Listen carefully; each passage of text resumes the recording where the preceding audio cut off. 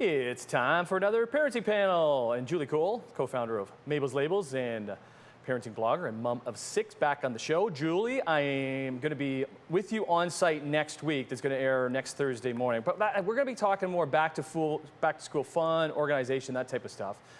Right. There's some more serious issues parents, I think, are thinking about with the return to school. Parents, students maybe feeling a little bit more anxious this year than any other year. What are you hearing from moms and dads? Yeah, Tim, you're right. I mean, it's funny times, right? For back to school, it's always a time where parents are a little anxious and kids are feeling a little nervous, or as my kids say, nervous-sighted, both nervous and excited for back to school. I think there are a couple of things parents are worrying about. They're worrying about the social impact that, being away from their peers has had, and are they going to be okay? Are they going to be able to catch up? And I think I'm hearing this mostly, really, probably two main groups. My friends with onlys are talking about this, particularly in the first wave. They were like, my kid's not going to see another small human for I don't know how long. And what are the social implications of that? And also hearing it particularly in the autism community. I have a child with autism. Already you're dealing with social deficits, you're trying to work on their social programs and their social skills, and a lot of those have been on hold. And you worry about kind of the long-term impact of losing out on that early intervention. But I think what we have to remind ourselves is that we're all in the same boat. All the kids have missed out on this stuff, and they're going to be okay. These are skills that they can catch up on. And the same with the academics, right? Like, a lot of parents are worried that some kids did great online learning and some kids not so much. So if your kid didn't do a great job with online learning and you're throwing them back into the classroom, you're thinking, hey, what if all the other kids are way ahead of my kid?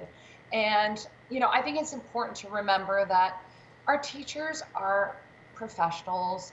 They know they're going to get a mixed bag of kids. Some kids who are going to have excelled at online learning and some kids who have not. So I think we need to trust that the teachers know what they're doing, to keep the communication lines open and let them do their job. And I know particularly parents who maybe didn't have the best tech set up at home, or maybe not really super functional workspaces where their kids could, like maybe it was like my house where I had a bunch of kids around a table. And, how did your guys go, Tim? How are you guys? So Pippa's in grade 1. She didn't mind it, but then, so Gabriel, he's in junior kindergarten, and he had a really tough time because he didn't, at a certain point, he's like, I'm not sitting in front of a screen.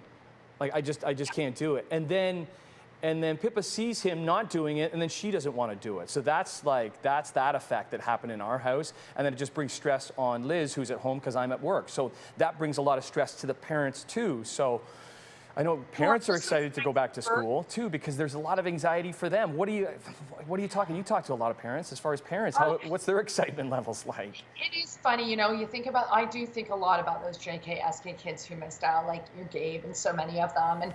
And I think the thing right now to try, if they're feeling anxious and parents are too, I think where we are right now, like you said, Tim, we're going to talk about the fun and the organization next week when you come to the house. But I think right now is the time to get those sleep routines back on track. And if you want to make things familiar, take them over to the school playground. And if you're worrying about them socially, organize a couple little play dates in the park with local kids so that there are some familiar faces on that first day of school, and start practicing that independence now. So, you don't want Gabe spending all of snack time trying to open up his little snack container. So, let's practice those skills now so that, snack time doesn't end and Gabe's still there working on opening his container. He has no problems with the snack container. It's the healthy container that he seems not be able to open ever, because it always comes back still full.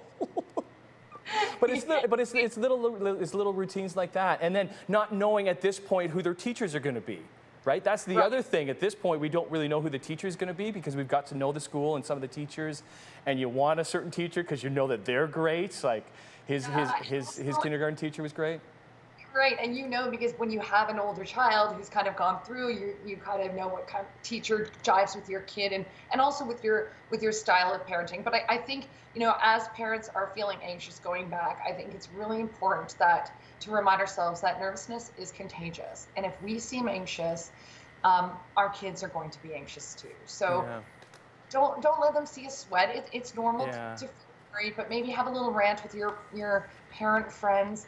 But do tell your kids, I have confidence in you and you can do this and it's going to be great. And it's normal to feel nervous, but we got this. And I can't wait for that first day of school because you're gonna release them and they're just gonna go back with their friends. I know that's gonna happen with our two anyway, so it's gonna be so fun. Hey, great seeing you. We gotta go, but I'll see you next week, and we'll look forward to doing this stuff on location.